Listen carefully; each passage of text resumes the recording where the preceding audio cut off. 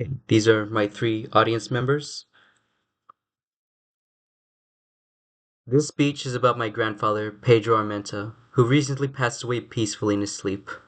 His passing has left me with mixed emotions, and I am deeply saddened that he is no longer with us. But I am also relieved that he is finally at peace after everything he endured through the last months of his life.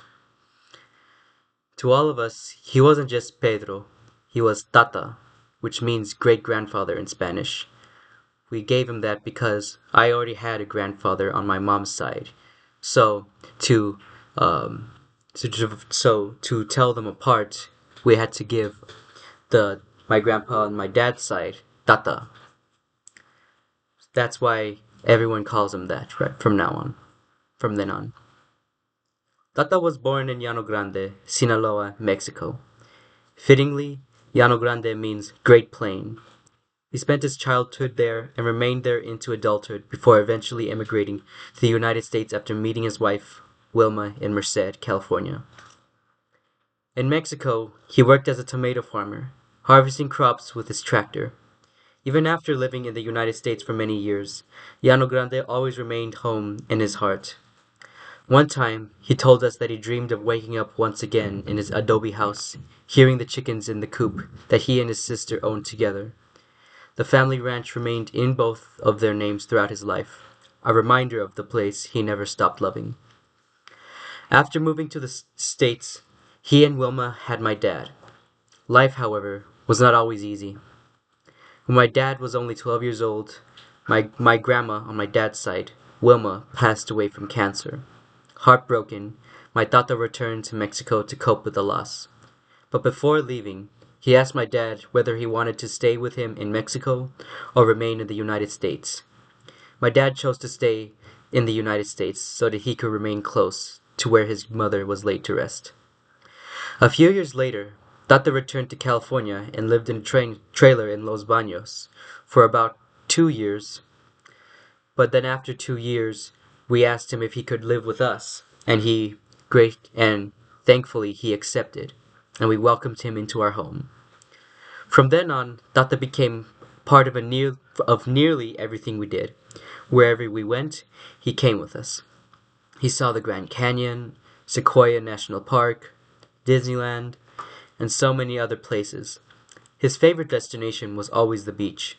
Growing up in Llano Grande, he never had the opportunity to experience the ocean, so every visit was something special to him.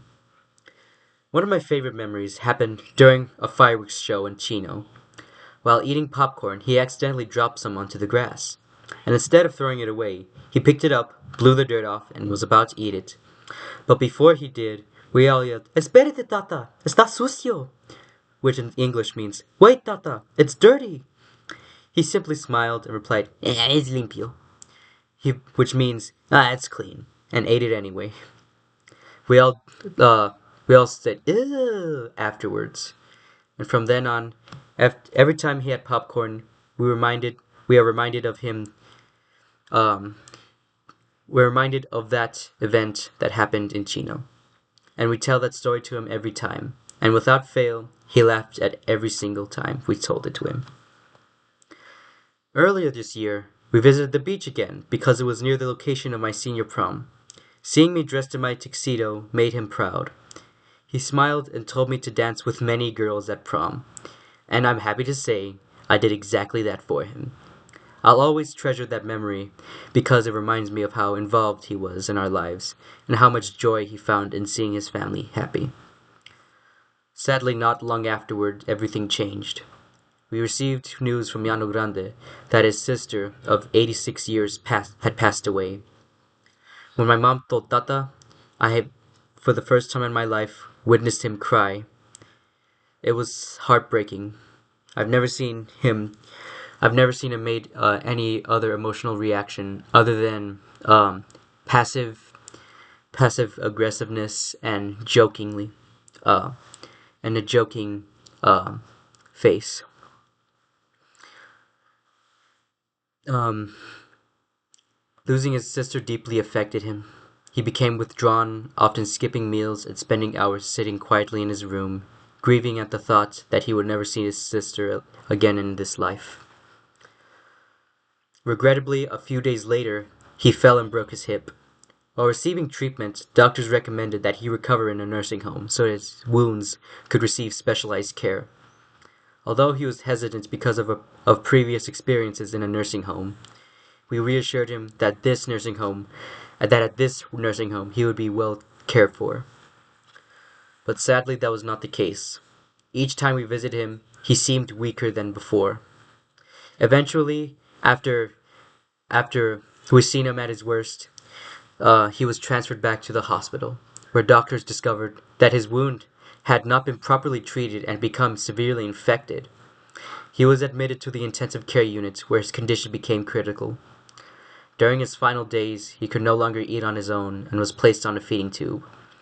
But before that, he often talked about his ranch in Sinaloa, how he was herding cattle alongside his dad, which made no sense because his dad passed away many years earlier. And then I realized, listening while I was listening to him speak about those memories, it seemed as though his mind had returned to the place where his life had begun, surrounded once again by the people he loved most. And on July 17th, 2026, Tata peacefully departed from this life. Throughout the years, he often spoke about being reunited with his wife and his sister. Although I wanted him to stay with us for many more years, I also remember seeing him tired and how he had become depressed and how he had longed for peace after enduring so much pain. And remembering this gives me comfort. Today, I choose to remember Tata not for the hardships of his final months, but for the life he lived. I remember the farmer from Llano Grande, the grandfather who loved to travel, the man who thought dirty popcorn was still clean enough to eat, and the grandfather who never missed an opportunity to make memories with his family. I miss him every day that passes, but I find peace knowing that he is finally resting, reunited with his wife and his sister, and free from pain. Thank you.